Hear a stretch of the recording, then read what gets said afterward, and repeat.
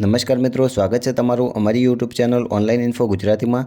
તો મિત્રો, જીપીએસસી એટલે કે ગુજરાત જાહેર સેવા આયોગ દ્વારા વર્ગ 1 અને વર્ગ 2ની અલગ અલગ પોસ્ટ પર ભરતી જાહેર કરવામાં આવી છે। તો ભરતી વિશેની સંપૂર્ણ માહિતી આપણે આજના વિડીયોમાં મેળવીશું। વિડીયો જોતા પહેલા વિડીયો ગમે તો લાઇક કરજો અને ચેનલમાં નવા હોય તો ચેનલને સબસ્ક્રાઇબ કરજો, જેથી તમને અમારા નવા વિડીયોની અપડેટ મળતી રહે।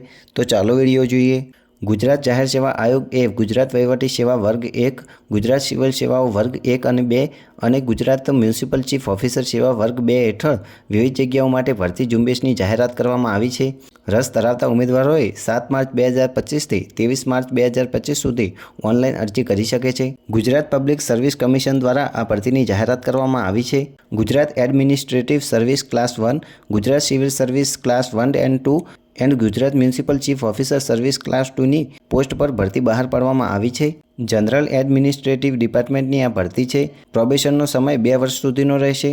ભરતીની ટોટલ જગ્યાની વાત કરીએ તો 244 જગ્યા પર ભરતી કરવામાં આવી રહી છે। આ ભરતી માટે ઈચ્છુક ઉમેદવારોએ 7 માર્ચ 2025થી 23 માર્ચ 2025 સુધીમાં gpsc.gujarat.gov.in ની વેબસાઇટ પર જઈને ઓનલાઈન ફોર્મ ભરવાનું રહેશે।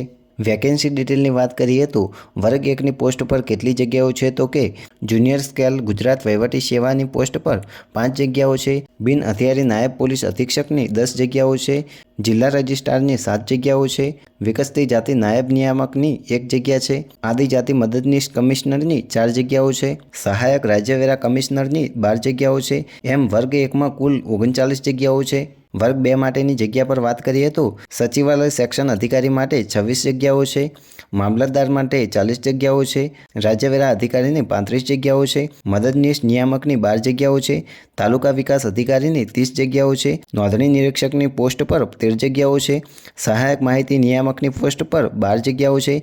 એમ કુલ 168 જગ્યાઓ છે। શૈક્ષણિક લાયકાતની વાત કરીએ તો આ ભરતીમાં ફોર્મ ભરવા માટે કોઈપણ માન્ય યુનિવર્સિટીમાંથી સ્નાતકની ડિગ્રી હોવી જરૂરી છે અથવા ફોર્મ ભરવાની છેલ્લી તારીખ સુધીમાં જે ઉમેદવારને ઉંમરના 20 વર્ષ પૂરા થયેલા હોય અને નિયત લાયકાતની પદવીના છેલ્લા સેમેસ્ટર વર્ષની પરીક્ષામાં ઉપસ્થિત થયેલ છે અથવા થનાર છે, પરંતુ જેનું પરિણામ પ્રસિદ્ધ થયેલ ના હોય તેવા ઉમેદવારો પ્રિલિમિનરી પરીક્ષા માટે અરજી કરી શકશે, પરંતુ તેઓએ જાહેરાતમાં દર્શાવેલ શૈક્ષણિક લાયકાતની પદવી મુખ્ય પરીક્ષા માટેની અરજી કરવાની છેલ્લી તારીખ સુધીમાં પ્રાપ્ત કરેલી હોવી જોઈએ। મુખ્ય પરીક્ષા માટે આયોગે જે ઉમેદવારને લાયક ઠેરવેલ હોય તેવા ઉમેદવારોએ મુખ્ય પરીક્ષાના અરજીપત્રક સાથે પદવી પરીક્ષા પાસ કર્યા અંગેના પુરાવા મોકલવા ફરજિયાત છે। વય મર્યાદાની વાત કરીએ તો 23/3/2025થી રોજ ઉમેદવારની ઉંમર 20 વર્ષથી ઓછી અને 35 વર્ષથી વધુ ન હોવી જોઈએ। ઉંમર અરજી પ્રાપ્ત થયાની છેલ્લી તારીખના આધારે ગણવામાં આવશે।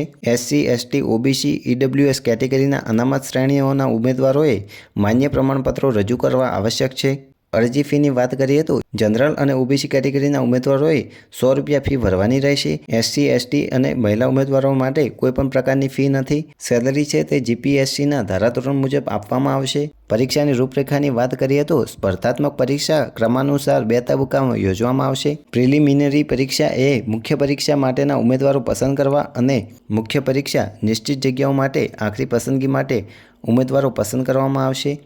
ઉમેદવારોની આખરી પસંદગી મુખ્ય પરીક્ષામાં મેળવેલ ગુણના આધારે કરવામાં આવશે। સિલેક્શન પ્રોસેસની વાત કરીએ તો ઉમેદવારની પસંદગી પ્રિલિમિનરી એક્ઝામિનેશન, મેઇન એક્ઝામિનેશન અને ઇન્ટરવ્યૂના આધારે કરવામાં આવશે। 7 માર્ચ 2025થી તમે અરજી ફોર્મ ભરી શકો છો અને અરજી ફોર્મ ભરવાની લાસ્ટ ડેટ 23 માર્ચ 2025 છે। 24 માર્ચ 2025 સુધીમાં તમારે અરજી ફોર્મની સંમતિ આપવાની રહેશે। 20 એપ્રિલ 2025ના રોજ તમારી પ્રિલિમિનરી એક્ઝામ લેવામાં આવશે।